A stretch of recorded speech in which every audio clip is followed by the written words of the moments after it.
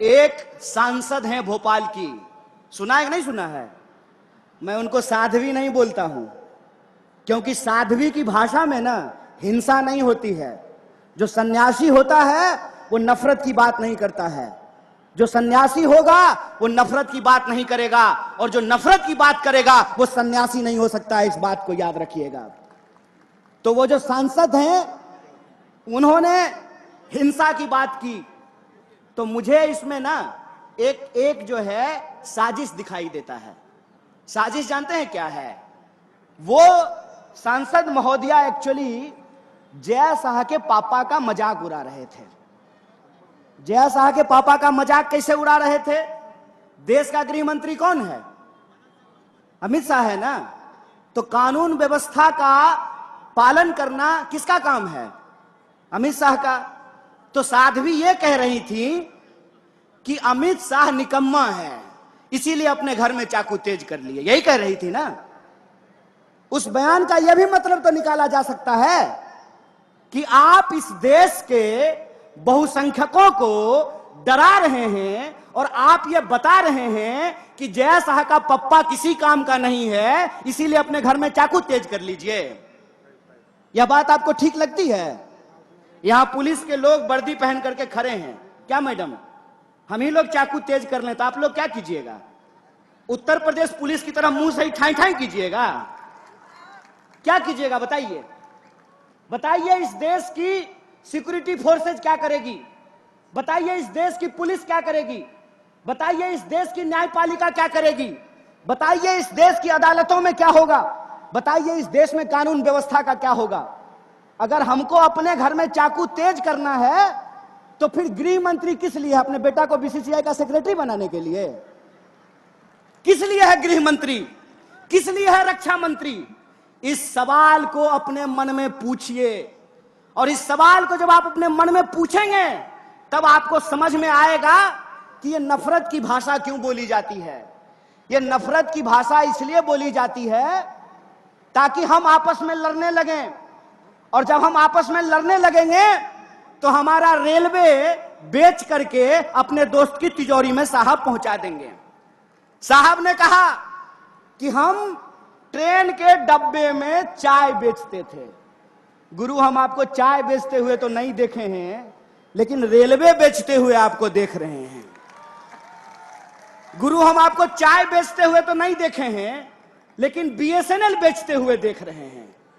गुरु, हम आपको चाय बेचते हुए नहीं देखे हैं, लेकिन एलआईसी बेचते हुए देख रहे हैं। देख रहे हैं कि नहीं देख रहे हैं? और अगर कोई चाय बेचने वाला होता तो दूध का दाम बढ़ाता क्या? मैं मोदी जी की तरफ पूछूं क्या? अगर कोई चाय बेचने वाला देश का प्रधानमंत्री होता तो जब नया साल आने वाला है तो 2 रुपया दूध महंगा किया जाता क्या? दूध से इनका नाता नहीं है, चीनियों से जरूर है। दूध से नाता हो ना हो, चीनी से जरूर है। और यह बात मैं क्यों बोल रहा हूं? पहली बार ऐसा हुआ है कि कोई हमारे यहां आ गया, गलत किया।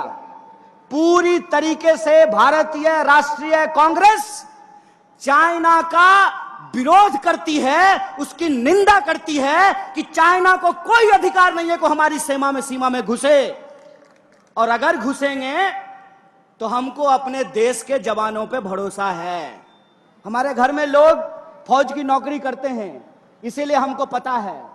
अरे जूता नहीं भी होगा ना तो हौसलों से उनका मुकाबला करेंगे, यह बात हम जानते हैं। लेकिन कुछ निकम्मे लोग हैं कि बड़ी चालाकी से वर्दी के पीछे छुप जाते हैं। कभी वर्दी को बदनाम कर देते हैं, कभी वर्दी के पीछे छुप जाते हैं। जब प्रज्ञा बोल रही थी चाकू तेज कर लीजिए, तब वर्दी को बदनाम कर रही थी, पुलिस वालों का मजाक उड़ा रही थी। और जब सरकार से सवाल पूछा गया तो वर्दी के पीछे छुप गए। तो मैं उनसे कहना चाहता हूं कि विपक्ष होने के नाते हम सरकार से सवाल पूछते हैं, और सरकार से सवाल पूछना सेना का अपमान करना नहीं होता है। सरकार यह जवाब दे कि प्रधानमंत्री जब कहते हैं कि ना कोई आया था ना कोई आया है, तो हमारे जवान घायल कैसे हुए, इस सवाल का जवाब रक्षा मंत्री को देना चाहिए। दोस्तों, हम एक गंभीर परिस्थिति से गुजर रहे हैं।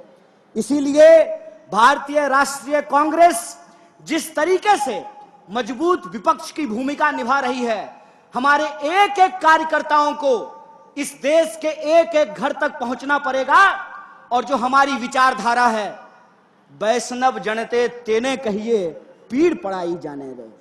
वैष्णव होने का मतलब होता है दूसरे के दुख दर्द में शामिल होना। और आज इस देश का दुख दर्द क्या है? दुख दर्द यह है कि जीएसटी और नोटबंदी के चलते इस देश के व्यापार को तबाह कर दिया गया है। दुख दर्द यह है कि 100 में से 45 लोग बेरोजगार होकर के घूम रहे हैं। दर्द यह है कि हर 15वें 16वें मिनट में हमारी किसी महिला के साथ कोई अत्याचार होता है। दर्द यह है कि शोषितों वंचितों के ऊपर अत्याचार हो रहा है। दर्द यह है कि दिन भर ये साहब क्या भाऊ लाठी लेकर के ड्यूटी करते हैं, बुढ़ापा में पेंशन नहीं मिलेगा तो आपको सुरक्षा मिलेगी। दर्द यह है कि जो लोग अपनी पूरी जिंदगी लगा देते हैं सरकार की नौकरी करने के लिए, उनका पेंशन बंद कर दिया गया है। यह इस देश का बुनियादी सवाल है। इस देश का बुनियादी सवाल रोजी रोटी, कपड़ा, मकान, शिक्षा, स्वास्थ्य, सड़क, बिजली, पानी का सवाल है।